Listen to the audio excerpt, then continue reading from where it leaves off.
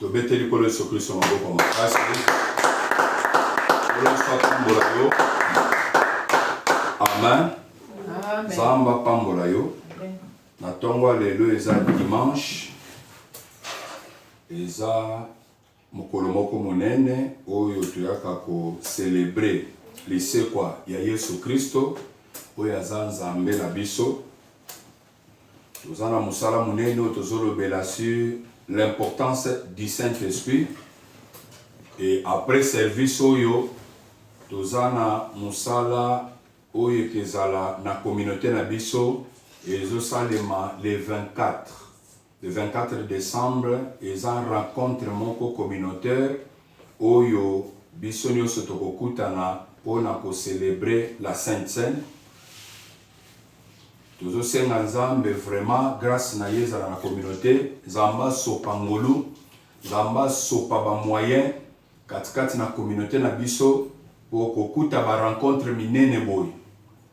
Peut-être service oyo clôture na mota muso ko kozala na centrale na Kinshasa et biso toza musika te toza na Lubumbashi et soki Nzamba pesi communauté na biso mbongo eza ba genre ya service ou soit ba yebisi biso tozawa que tout sanganisika moko to sala clôture ou soit biso nyonso toko kima tokemba na Kinshasa pour la clôture wana et lokola Sainte Seine eza le 24 ceux qui Nzamba pesi biso ba moyen na kati ya communauté na grâce aux Nzamba sali biso ya kozala quand même central eza niveau ya ba cérémonie oyo ezosenga soki toyaki na mbongo na église na se déplacer pona kita na Kinshasa le 24 akati le 26 na zongi mbangwao ou soit communauté nda bimisi mbongo na kesi abengisi ba soldat na ye oyo apesi bango ba responsabilité par rapport à ba province na bisika nyonso bazali pour te se rendre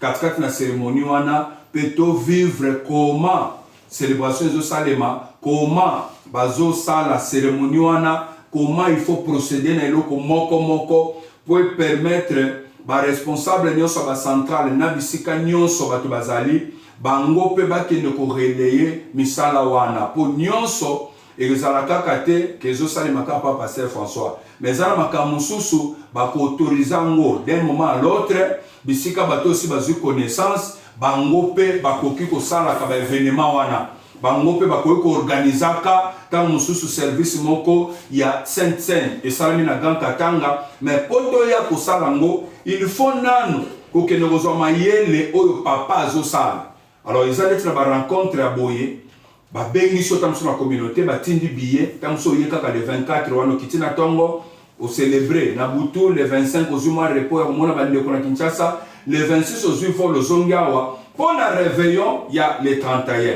Pour votre information, malgré que nous sommes dans la maison, bisote mutobani kamanda ba potre Paul pe bazananda le 31 bisote veiller to kokumi sanzam to koyembela nzam pe to yebisi nzambe maloba pe to teyi bazo préparer affiche na biso o le tel samusalo biso to sala le 31 wana. Alléluia.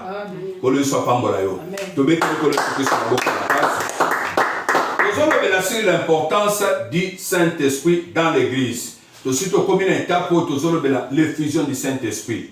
To le baki que l'effusion du Saint-Esprit ko sopana ya molimo mo santo kati na mokili na tana biso et salamité kaka po jour à Pentecôte nde salemaki non mais l'effusion du Saint-Esprit qui a inauguré ça to me kako expliquer ngona Matthieu yeza précédent oyo landa oyo avant oyo to keneko expliquer que le Saint-Esprit oyo zonga lisusu na mokili après avoir nzambe ko lumona molimo ne kati na batu depuis Genèse chapitre 6 le Saint-Esprit yeko zonga lisusu na mokili muta inauguré ngo c'était lui-même le Seigneur Jésus-Christ. Comment? Le jour où le Seigneur Jésus-Christ a côté dans les eaux de baptême Jean a baptisé ye nzamba yebisaki Jean que mutunini oyo komona molimo ko kitali kolona ye nde ye wana sko Jean a baptisé Yesu azo silisa kozwa baptême quand azo bimana mai bazomona lo le fongwami nzamba kitisi molimo ne katikati na Yesu nzamba sopi molimo wana po Jean comprendre que molimo kiteli mutoyo nzamba lingaki ko sala schéma moko ketali sake événement moko salami awani ne colombe kiti euti likolo bazomona colombe ndenge ezokita ezoya eyeti se poser likolo ya Jésus-Christ. Alléluia. Colombe ye se poser likolo ya Jésus-Christ. Quand il se poser likolo na ye etalisi que nzamba asali nini awendre ye na présence ya nini ya Saint-Esprit. Et Yesu azolongwa bisika wana azoko se retrouver na kati na église azoloba boy. L'Esprit du Seigneur est sur moi. Il m'a oint pour délivrer. Il m'a oint pour proclamer. Il m'a oint. C'est-à-dire, ils ont confirmé que l'Esprit de Dieu est sur moi. Mais pourquoi il pouvait faire cette confirmation, cette affirmation que l'Esprit du Seigneur est sur moi? Parce que, pour il a fallu dans l'Ancien Testament, il mafuta, huile sainte. Huile sainte n'est pas représenter nini présence à Saint-Esprit que Nzambe aye et pas Moutouane. Nzambe aye pour se poser le courant Moutouane. Tandis que la présence de Saint-Esprit que nous avons aujourd'hui, Saint-Esprit est zongi lisusu kofanda na kati ya mutu ndenge zalaki ne bandeli ya mukili. C'est ça la différence. Alors lokola Nzambe asengelaki a utiliser schéma moko ketalisa ke bazo wendre batu mafuta pour komanga Nzambe. Au cours de la carte Moussala Nzam, il a fallu pas pakolo mafuta. Mais c'est le contraire. Yesu va pakolo mafuta ke, mais Nzamba zo sopela ye maramoko nini, mulimo na ye. On a botali sake, kolo Yesu a inauguré schéma mususu oyo batu ba yeba kite. C'est par là que les choses ont changé. Alléluia. C'est par là que les choses ont changé. C'est-à-dire, ce n'est plus que les hommes doivent oindre des personnes pour pas contre la kata musala nzambe, mais comme si koyo nzambe soka bengi mutu, nzambe mutu fasani asopela Saint-Esprit. Alors schéma ya ko pakola batu mafuta esili okoko se retrouver dans une église aujourd'hui au bazana en retard, il y a 2024 bazozo mafuta ba oindre batu. Bazuba pesi au moment où la numéro mafuta za kaona ndaku ndozo zo pakola. Non. Et ça, mais aujourd'hui, nous avons la réalité, nous avons le Saint-Esprit en nous. Maintenant, comme la fusion du Saint-Esprit, et c'est que Salema, tandis que Yesu a inauguré en haut, déjà, pour yende kolo, moli moana, ba yekoli fani ba yamba le Saint-Esprit jour, il y a Pentecôte. Pour bango pe ba zelo koyo, et quoi que ça, ça bango ko permettre bango ba sala musala nzambe très bien. Alors, le Saint-Esprit, c'est quoi au juste? Le Saint-Esprit, c'est qui? Alléluia. Amen. Il faut comprendre, quand on va mettre sur le Saint-Esprit, mais Saint-Esprit, Saint-Esprit, quoi? Alléluia. Dans Jean chapitre 14. Jean chapitre 14, verset 15, que dit la parole de Dieu? Si vous m'aimez, gardez mes commandements. Et moi, je prierai le Père, et il vous donnera un autre consolateur, afin qu'il demeure éternellement avec vous. L'esprit de vérité. Passons parler sur consolateur, Moussoussou Sengeli Aya. Consolateur Ango, et Zanani, on parle du Saint-Esprit. Le Seigneur dit que si vous m'aimez, gardez mes commandements. Ngana Kosenga, que consolateur Moussoussou Aya a remplacé Nga. Consolateur Wana, c'est le Saint-Esprit. L'esprit de vérité, c'est-à-dire quoi? Le Saint-Esprit, c'est l'esprit de vérité. Si vous avez le Saint-Esprit, vous avez la vérité en vous. C'est-à-dire, alléluia. Pourquoi? Le Saint-Esprit à vous et que mes maillons à vos solos. Le Saint-Esprit à vous et que éclairer yo. Maintenant, il faut se poser des questions. S'il faut comprendre, passer mususu ba église mususu ozomona mutazo tambola penza na fausse doctrine, mutazo tambola na mabe et puis afandi na mabe wana des années. Mais si vous avez le Saint-Esprit, c'est l'esprit de vérité. C'est-à-dire le Saint-Esprit fait mes maillots na kasa vérité. Il y a quelque chose on a très bien. Le Saint-Esprit fait mes maillots na kasa vérité. L'esprit de vérité que le monde ne peut recevoir parce qu'il ne le voit point et ne le connaît point. Le monde ne peut le recevoir parce qu'il ne le voit pas et ne le connaît point. Le monde, c'est-à-dire quoi? Les païens. oyo bandimeli ete moyen peut pas recevoir yezate pour bamona kaite peut pas yebiete. Mais vous les connaissez. On parle de l'esprit. L'esprit, quand on parle de l'esprit, c'est quelque chose qui ne se voit pas. Oui ou non? Quand on parle de votre esprit, est-ce que ils ont en athée? Mais on parle maintenant de l'esprit, le Saint-Esprit. Mais écoutez la parole de Jésus-Christ. Il dit quoi? Mais vous les connaissez. C'est-à-dire, bino boyebi ango. Azobi sabaye koli bino boyebi le Saint-Esprit. Na moment oyo baye koli na le Saint-Esprit qui t'est bangoté. Mais le Seigneur azobi sa bango boy. Vous les connaissez. Car il demeure avec vous. Pour des enfants dans la bino. Oh Seigneur. Mais Saint-Esprit n'a ne quitté le sauter. Toyebi ango nengeni. Pe aza esprit amona nakate. Comment biso to ko yebango? Pe ndengeni na zofana na biso tandis que nano akite biso te. Oso na kadu biso ko tindela biso Saint-Esprit. O sengela biso Saint-Esprit. O biso ko keite moya yezate. Mo zo ba biso to yebi ango pe azofana na biso. Azofana na biso koma. Yoka Yesu azo continue koloba. Vous les connaissez, car il demeure avec vous, et il sera en vous. Par là, le Seigneur veut dire quoi? Alléluia. Amen. Le Seigneur Jésus-Christ voulait dire ceci. Le Saint-Esprit, c'est lui-même le Seigneur Jésus-Christ. Je ne sais pas si vous comprenez. Amen. Le monde ne peut le recevoir parce qu'il ne le connaît pas et il ne le voit pas. Mais vous le connaissez. S'il faut connaître quelque chose, c'est par rapport à quoi? Il y a Komona, il y a Koyeme Sikre Zaraka, Boyete. Mais l'esprit, oh, est spirituel de mon anakate, mais il y a ce zoloba, Bango Solo Koka Komona, Mote, Payebi Angote, Poba Yambingate, mais Bino Kabo Yambinga, Bino Boyebi Saint-Esprit. Pe Azofandana Bino. Et il sera en vous. Ozokanene Kora progresser, Bino Boyebi Saint-Esprit. Automatiquement, qui habite avec eux? C'est le Seigneur Jésus-Christ qui était présent, qui était avec eux. Mais tandis qu'il est présent à Zola Kabango, qui a continué le Saint-Esprit. Et tout ça, vous comprendre. Mais Bino Boyebi pas et il sera en vous. Maintenant, après vous se poser le connecté, mais à cause de la Kati Nabino. C'est-à-dire, Saint-Esprit azalaki na kati na mutu avant Nzamba retirer en Genèse chapitre 6. Maintenant, selon la promesse de Joël, la prophétie de Joël, qui au dernier temps Nzamba kosopa molimo na ye kati na biso, siko Saint-Esprit azo sopa molimo na ye po ya kofanda kati na mutu. C'est par là que la Bible dit n'attristez pas le Saint-Esprit qui est en vous. Qui n'est pas au-dessus de vous, mais qui est en vous. Et n'éteignez pas cet esprit-là. C'est-à-dire quelqu'un, suite à son comportement, peut attrister le Saint-Esprit en lui, ou soit à éteindre. De quelque chose qu'on parle. Maintenant, comme le Saint-Esprit, c'est lui-même Jésus, de quelque chose qu'on parle. Qu'est-ce que vous comprenez? Amen. Ici, le Seigneur Jésus-Christ a fait découvrir que le Saint-Esprit, c'est qui?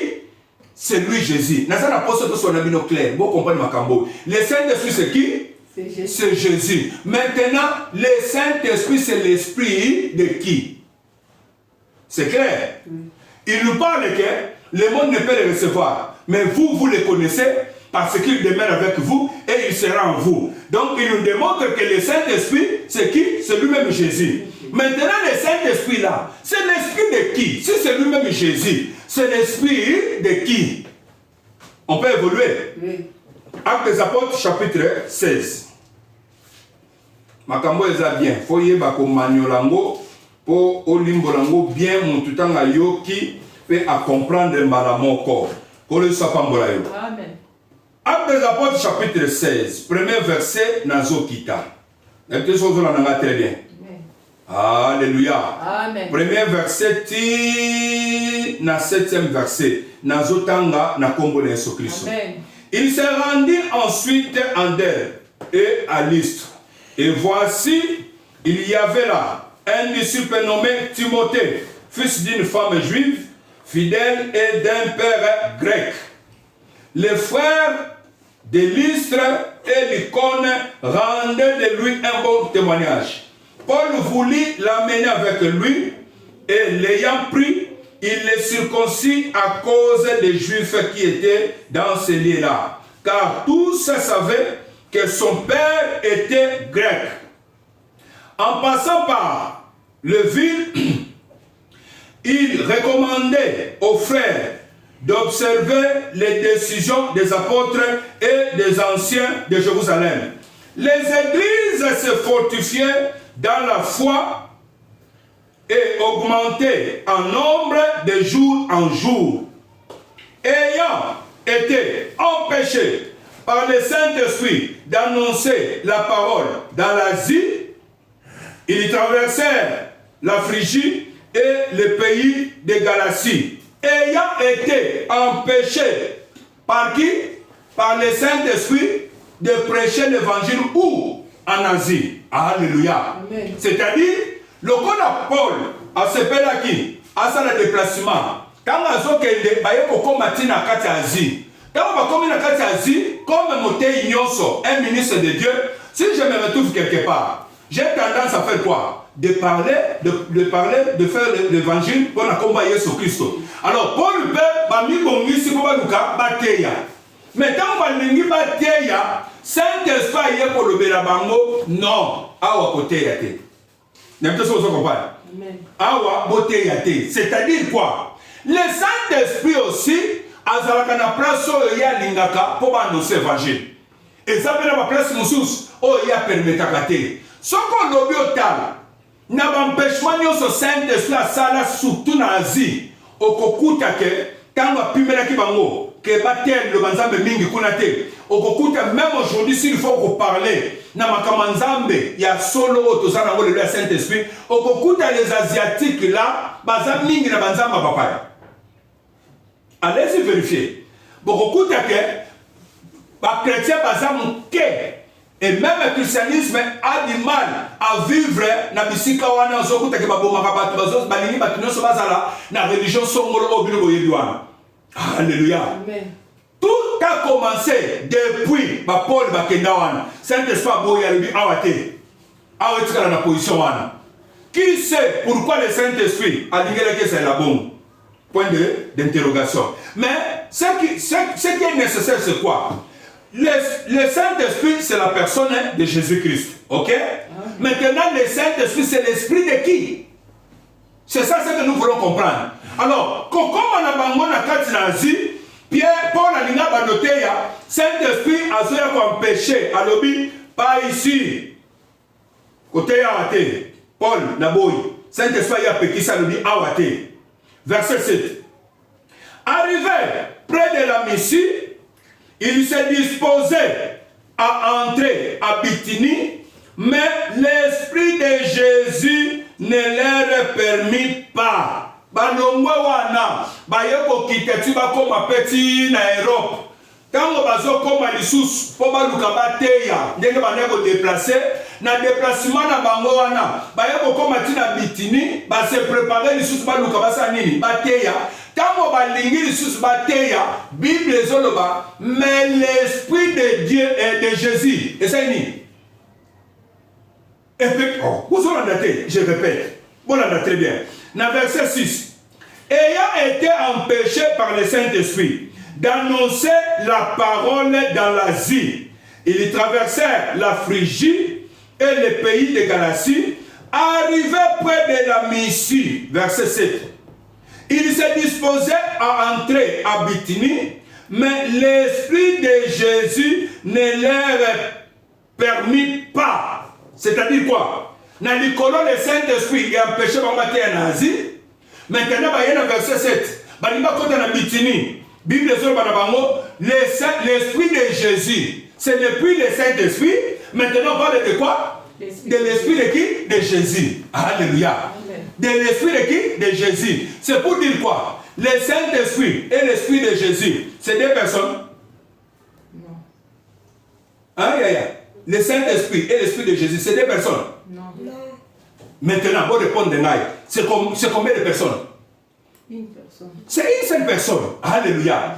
Le Saint-Esprit et l'Esprit de Jésus. Est-ce que, et comme il va te balai? Non. C'est toujours quoi? C'est toujours lui-même, hein, le Seigneur Jésus-Christ. C'est pour dire quoi? Faut pas vous embrouiller. Quand le Saint-Esprit, c'est la force agissante de Dieu. D'accord. Côté puissance. Le Saint-Esprit, c'est l'Esprit de Dieu. D'accord. Si on parle de ton esprit, l'esprit de Maman Miami et Maman Miami, c'est deux personnes? Non. Hein? Même François a répondu. C'est une seule personne. L'esprit de Mardoché et Mardoché, c'est deux personnes? Non. C'est une seule personne. C'est pour dire quoi?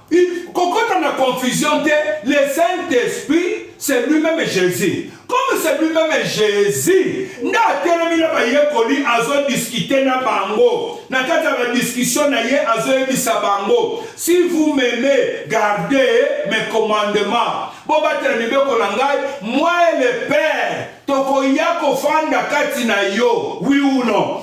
Oui. Si vous m'aimez, bolinga yes, bo gardez ma commandement nanga, ngana tata, na koyi tokoya ko fanda pana bino. Bolingi tata mtoloba. Donc Jésus mukazoloba. Mais Jésus azoloba akomema yena tata basani. Baya ko fanda na kati ya mutu. Mais baba ya ko fanda na kati ya mutu comment? Verset mukazoloba. Nazomi na kati na Jean chapitre 14. Verset 23e, Bible zoloba. Jésus lui répondit, si quelqu'un m'aime, il gardera ma parole.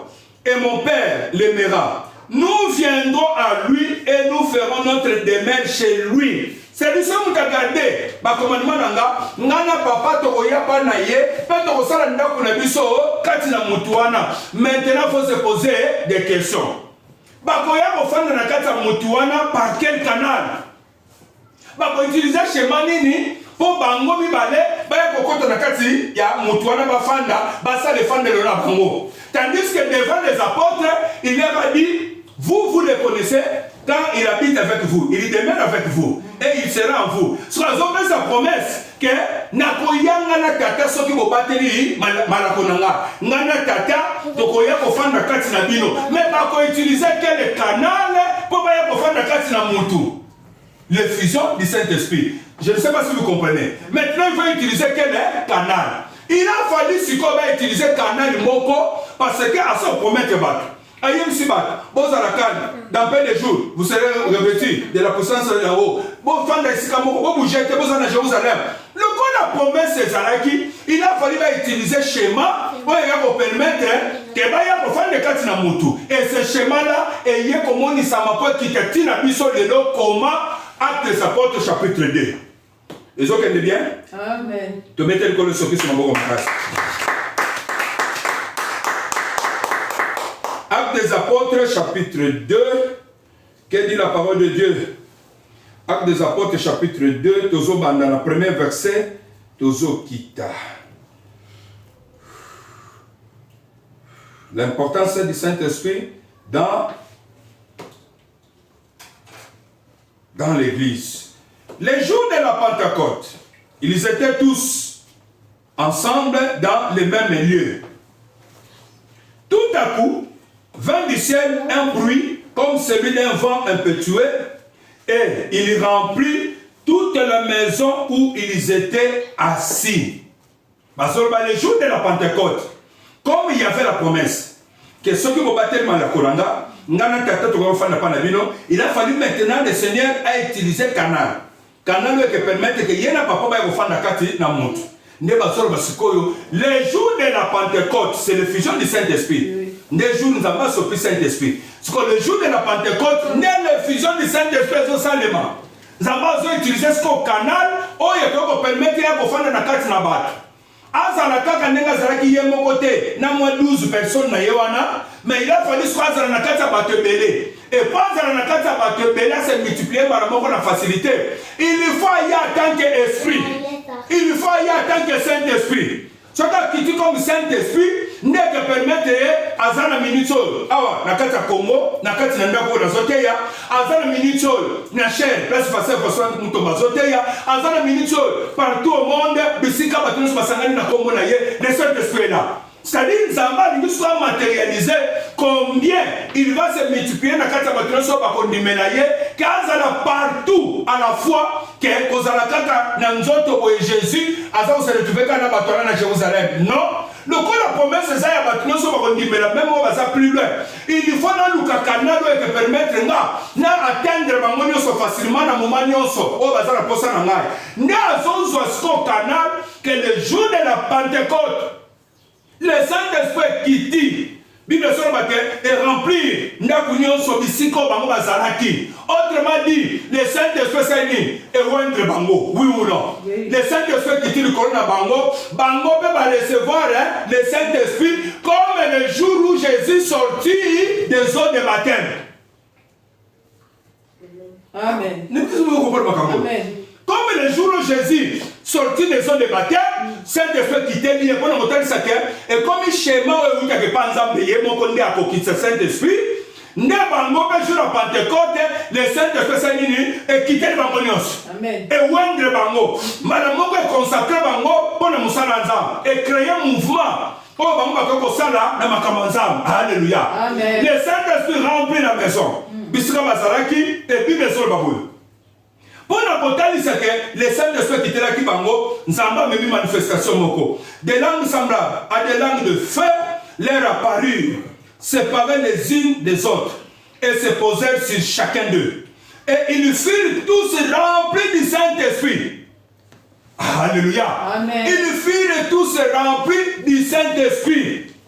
Amen. Remplis du Saint-Esprit et se mirent à parler en d'autres langues. Quand on dit ils se mirent à parler en d'autres langues, ils se mirent à parler en d'autres langues. Quand on parle autre, c'est par rapport à ce qui est. Oui ou non? Oui. J'ai l'argent. C'est ça autre? Oui ou non? Oui. François, oui ou non? Oui. Quand on parle de d'autres, ils parlaient en d'autres langues, c'est-à-dire, quand on parle de l'autre, c'est par rapport à ce qui est précédent. Oui. Ce qui est, c'est-à-dire quoi? Ils avaient leur langue. Oui ou non? Oui. Bazaraki na minoko na bango, mais Saint-Esprit y a pesi bango minoko mususu. Est-ce que vous comprenez? Amen. Bazana minoko na bango balobaka, Saint-Esprit y a pesi bango minoko mususu. Maintenant il faut to yeba. Minoko nzamba Saint-Esprit pesa ki bango, et ça minoko nini? C'est ça la compréhension ya koyeba makamba parler en langue. Awa le Saint-Esprit est quitté si pas na bango. C'est la première fois où il a quitté le bango. Jour à l'impossible, quitté le bango, jour à Pentecôte. Ça dit Saint-Esprit, n'est et pèse à ma cam. Oh, et outina lola, et l'acceptunzela au Bagolanda, pour nous sauver bango. Et hier, ils ont pèse à bango d'autres langues, selon que l'Esprit leur donnait de s'exprimer. C'est-à-dire, Saint-Esprit, ils ont pèse à bango, minoko mususu, kolandisa manandenge Saint-Esprit, il a dit qu'on pèse à la mutu munoko aloba. Ça veut dire quoi? Sur le parlant langue, le Saint-Esprit appelle ça comme mutu munoko oya loba. Appelle ça que son munoko moko te. Mais aujourd'hui, si vous voulez vérifier, on peut écouter sur munoko moko, oui ou non? Est-ce que ça Saint-Esprit seul? Ce qu'on y a au côté de ta pasteur, Rondoboro Chandabara, au côté de ce qu'on interprète, Chandabara Rekebele, ce sont des envoûtés. Je vais démontrer ça. La semaine, on démontre ça. Ce sont des envoûtés. Et ça virus, si certains côté sur l'église, pour ne pas la concentrer. Base à l'intelligence, il y a prier. Avant de prier pour nous yoka. Envoûtement ne yaka pour être déconnecté na connexion ensemble. Na place où ça rosep ensemble et colonisation na posa na yo envoûtement yé obali rondo boro shanda bara ozo sana noko eza na volonté ensemble te eza na kata makamuzamba kongisa te vous êtes envoûté eza virus ça na kotisa ndo moni ba église mususu ba ko fandisa ba tuazo ebisaye loba rombo re ah lobi même ti ba musicien mokili na kata liboma musicien moko akia Asali qui parle en langue. Est-ce que on est qui parle en langue? Bisous tous les qui parlent en langue au Saint-Esprit fait ça. Alléluia. Le Saint-Esprit, l'Esprit leur donné de s'exprimer. C'est là que l'Esprit leur donné de s'exprimer. C'est-à-dire Saint-Esprit fait ça là, monoko fona loba. Loko na zagadana monoko nanga. aya azobakisanga yenda kopesanga munokoni na banda koloba. Or, il y avait en ce jour à Jérusalem des Juifs, hommes pieds de toutes les nations qui sont sous le ciel. Au bruit qu'il y ait, la multitude accourut et elle fut confondue parce que chacun les attendait parler dans sa propre langue. Oyoki, le Saint-Esprit ne peut pas le quoi la jour Saint-Esprit qui t'a dit nzamba pour un jour batu bayaki ba touriste bayaki belé on a vivre makambo eleka na Jérusalem wana. Le quoi batu bamboke belé bayaki bayako yoka makambo eleka kiawa. Bible soroba Saint-Esprit pour un jour wana nda kita pour permettre le quoi créer un mouvement. Batu nyonso bazwa makambo Jésus ba me mangona bamboka na bango. O moni nzambe nga permettre évangile soit voyage. Mutu nyonso skota mbaye bakuti bango bazolo banana. Mais non pas étonné bango ndeni. Balobi bakuti mutu na mutu azolo ba munoko na ye. C'est-à-dire yo ko bozalate yo zolo ba munoko yo ngapa na olo baka yango te. Saint-Esprit soka ye le quoi la se multiplier quand na batulo sa quitter biso. Azo pensa mutu na mutu munoko na ye en particulier. Amen. Azopensa mutu munokonaye en particulier. Nakokoma na diversité de langues après. Pour le soit pas molayo. Nakokoma na diversité de langues après. Mais Saint-Esprit, azo salani, azopensa mutu munokonaye. Oye sengeli mutu salini aloba. Siko ba touriste ba yeba vivre événement ba lobi oh. Comment mutu azoloba na munokonaye. Ils étaient tous dans l'étonnement et la surprise, et ils se disaient les uns aux autres, voici ces gens qui parlent, ne sont-ils pas tous galiléens? Et comment les entendons-nous dans notre propre langue, à chacun dans nos langues maternelles? Ce sont les nations,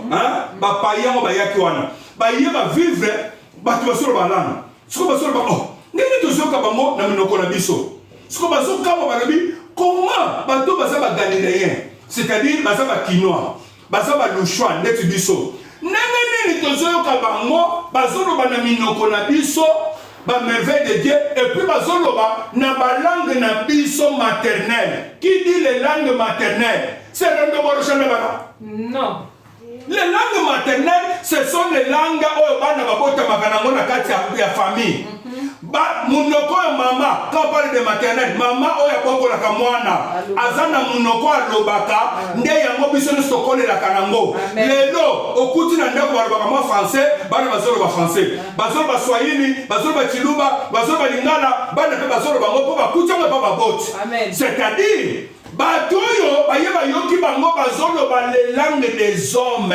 Il y a pas de langue des anges au boyoka batu bazolo ba o bango ba les langues des anges. Il y en a pas. Amen. Ici comme mon côté kuti ange ya kwa kutana na mutu sur la terre. Aya zolo ba rondo bolo shandabara. Mutu sa zolo ba na yoki te limole langa. Ezalaka te même nzamba telami na montagne Sinaï pa lo ba na Israël. Alobi na langue oyo ba yuda bazoyoka. Amen. Amen. Gabriel ayeba Marie, azobisa Marie, sali Marie. Alobina munoko, oh Marie azoyoka, be Marie azongisele maloba, et que ça le mandenge nini. Amen. Nikabase mama sa manepona yebi mbalite. Amen. Ange a quitté pas Daniel. Gabriel a quitté pas Daniel na kati ya service à 21 jours. Ayebisi ye depuis premier jour bando sambe.